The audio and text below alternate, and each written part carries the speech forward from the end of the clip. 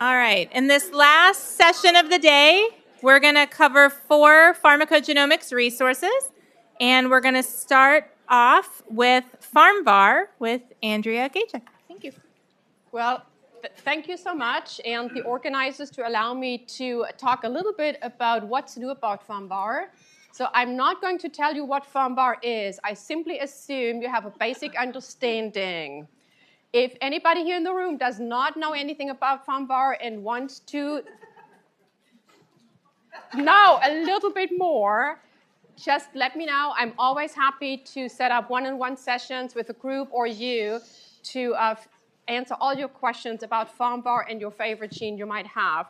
So for today, it is really about finding out what we are up to.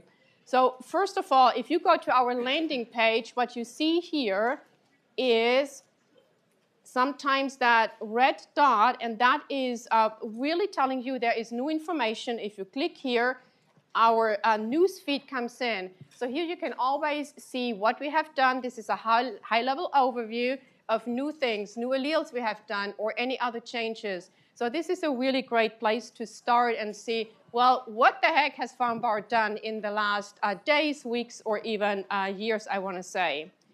Now, you might have noticed that we have reorganized our headers, our page headers here. We have cleaned it up a little bit. We have also changed, now the pointer is not gonna, it's not here, but we have put the README, changelog, structural variation, and plus more documents into a header to give them a little bit more visibility. Please check out these documents. A lot of questions I get from people, it's like, go to these documents, it's all there. So please have a look.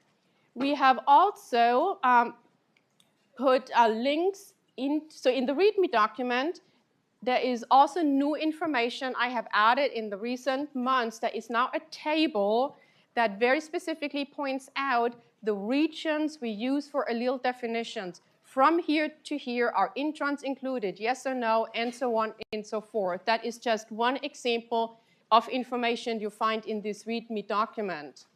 We have also added hyperlinks to CPIC that gets you directly to the gene's guidelines here. We have also added links to PharmGKB to the respective gene page. So it's now much easier to actually link out to these other resources.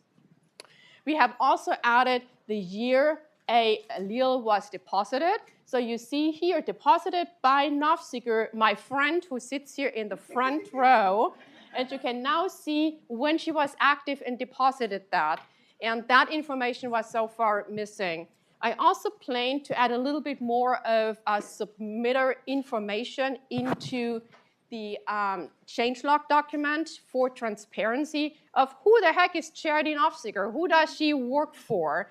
So if you might have any questions about those, because there is no publication, that you would also have the opportunity to contact these people. So this is really just for transparency.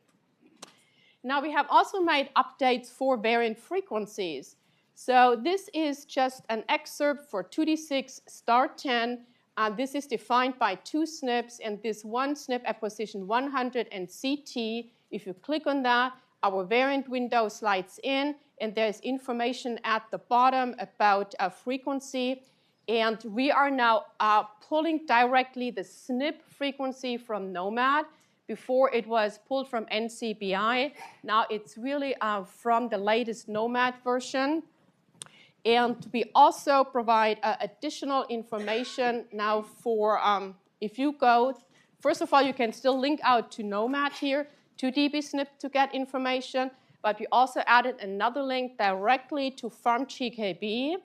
And if that works, it gets you to the PharmGKB page where you see now SNP frequencies in graphical form also listed.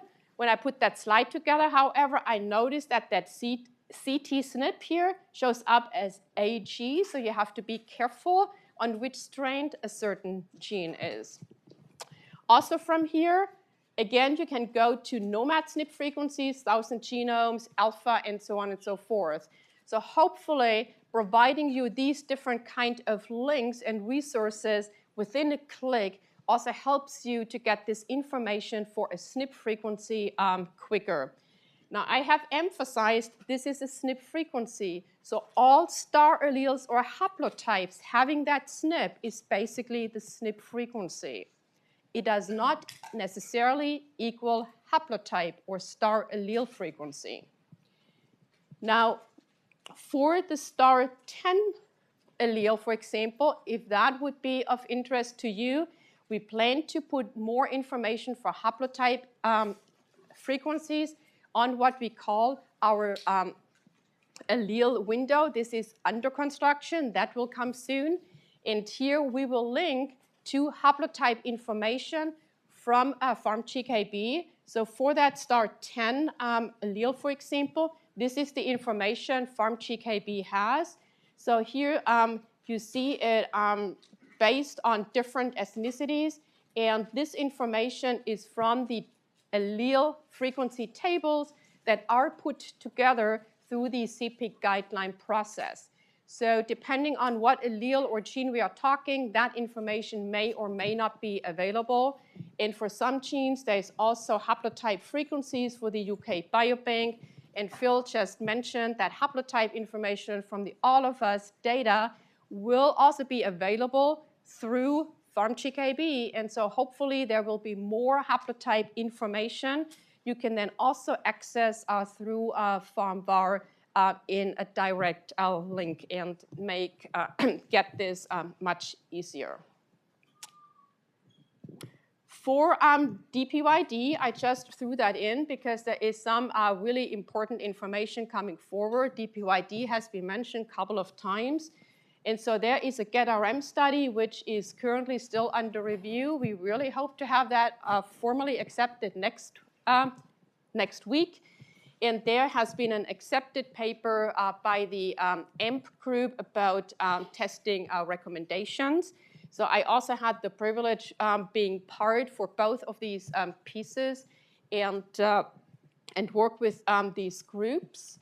And for the GetRM study, I just want to advertise a poster that is presented by Lisa Kalman about that DPYD study, but also in a broader context, a new tool that is now available through Coriell that allows you to search for reference materials or Coriell samples which have been investigated by the GetRM. So there is a really wonderful search tool that should make it much easier now for you to identify reference materials.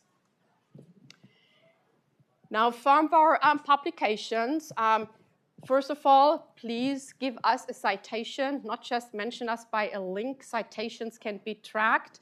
This is important to really make a point for us to say we are important, we are cited, people are actually using it. Citations is something I can put a number on. If you just provide the link in a paper, this is almost impossible for us to track. I also want to point out a really large paper we had at the end of last year, our tutorial on CYP2D6 structural variation testing and recommendations on reporting.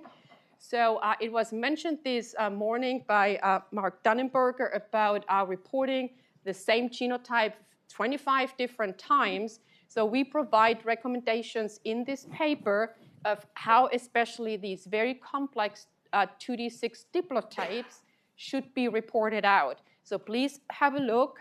We encourage everybody to really stick to the same name because that makes it so much easier to really talk about the same thing here. And all these, our papers, are available and listed under our resources tab. If you go to publications, you can directly link to those. They are all freely available and published by CPT. What is coming hopefully pretty soon is a gene focus on CYP2A6 that is very close to being accepted. We have one under review for CYP4F2, and we have one started for NAT2, and I will talk a little bit more about NAT2. So what is going on with CYP2D6? we are still finding new allelic variants. Well, no surprise here, but it makes all our lives even more miserable because, of course, we are finding more known SNPs in different combinations or known SNPs in combination with new ones. And again, my friend here just submitted more, and they will be posted at the end of the month. So thank you very much. We are also have started to really clean up some of these alleles a little bit. So there are some very early on defined alleles, now often 20, 25 years ago, and many of those would not qualify for definition using our current standards. And so there are really questions, do they exist at all? Do they exist in the current form? Because they are just so poorly defined. And so there are efforts to really find samples and more data to either confirm their existence or not. And we have just posted alleles for STAR27. This is confirmed. I think I have pretty good data knowing that the STAR20 does likely not exist as defined. We are writing up that paper hopefully very soon, so that is just a teaser. But we are still hunting down more. So if you have data for any alleles with a limited allele haplotype level, please let us know. Please characterize those so that we can really more completely define these alleles, because that is so critically important that, for example, all of us is going to make correct allele colors with these different tools.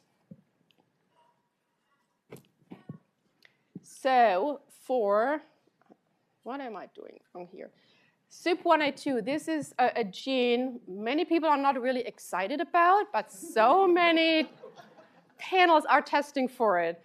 And so although there is really, it has a pharmacogene level of 3 and 4, it was decided that we should keep that gene and really go through a thorough curation process. And this is what we are going to do. So there will be lots of changes coming for 1A2.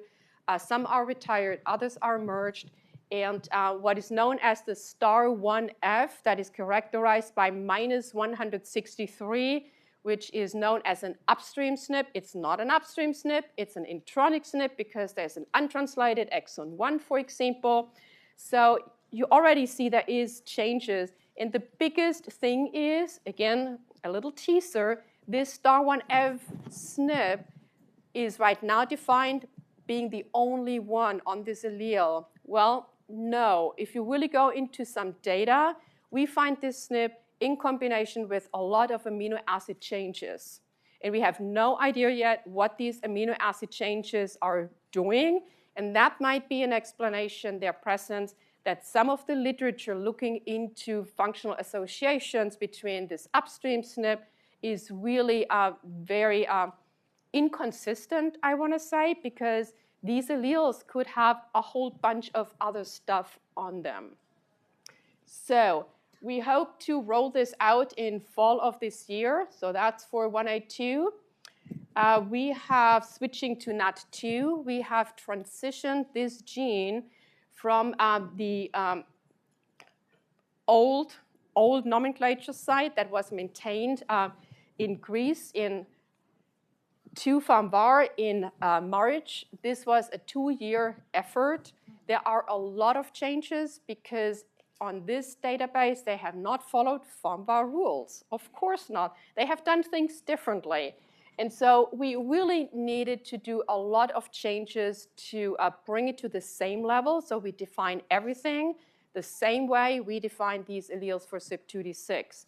So I really want to thank everybody who has worked on this expert panel. It was a major undertaking. And also all these efforts the NAT people have really done over the last 20 to 25 years, really maintaining that information here. So we are now defining haplotypes over a larger period. There's also an untranslated exon 1, which everybody has so far totally ignored. We are now reporting to the current reference gene, which they have not done before, that caused a change, a switch in a SNP. We have now a STAR2 allele, a STAR1 allele. So there was no STAR1 allele before, but what is now the STAR1 matches the current reference sequence in genome build 38. So if you have NGS data and don't find any SNPs, it's now a STAR1. And so moving forward, this is, I think, a big improvement. We have also used the 30x whole genome data set from the 1000 Genomes Project to really look for more alleles. And through our efforts, we have also decided not to transfer a whole bunch of alleles over to the data set because there are concerns that they are not existing in the current form because they have all been computationally inferred, not experimentally validated. And so we really want to see that they exist first before we transfer them because there will now be a NAT2 guideline. And we really want to make sure that the guideline only uses the alleles we are really sure about they exist. And this is just a couple of examples why we have not transferred some. So there is that STAR12G, the legacy name. It is now a STAR43 because this has an amino acid change and is therefore different from what is now a STAR1, but used to be a STAR12A. And I know that is complicated, but there is help. That's another example where a STAR11A is now a STAR4 suballele because they share the same amino acid change, and that new suballele has a synonymous SNP. So it's no longer its own star allele, but a suballele. And then we also, quite a few STAR5 alleles are now their own because they have additional amino acids in new combinations. So you might have, whatever I just said, this is what you feel, but we do have a lookup table that shows you these are the old legacy names, the new FarmVar names, whether they have been transferred and when. And then we also tell you which ones are retired. We tell you which ones we are really now working on, that they are still need experimentation. They have not been transferred. So this is, I think, a really nice document, and you find this under more documents in the header of the gene on FarmVar. So what's new? This is always a question. Which gene are we tackling next? Well, TPNT is not in FarmVar yet. Some people might think it is. It's not. It has its own page. There are some other genes which we have identified as potentially high priority. So this is my almost last slide, but what is your next gene? Which one should we actually really tackle? So your input is really important for us because I can only really handle one gene at a time because these are really humongous efforts to go through. And clearly we cannot do this without gene champions. So if one of those is your favorite ones and I have a gene champion for that, it will be much easier for me to really get this gene into FarmVar. And then, of course, all the experts on the panel, some of you are here in the audience. Thank you so much for doing an outstanding job. I could not really do that without you. And so, so while I stand here in front of you, Scott Casey is really the magic force behind the webpage. I could not do that without him. And also Erin Boone and Wendy Wang of my group who do a lot of work in the background, including submissions, data mining, and so on and so forth. And also all my colleagues from PharmGKB and CPIC, because we work very closely together, FarmCat as well. I mean, it's really spilling over, and we want to make sure if you see a star number on FarmCat, on PharmGKB, it is really the same no matter where you go. And all these star alleles come originally from FarmVar, and we are generously sharing those with everybody who wants them. So thank you very much.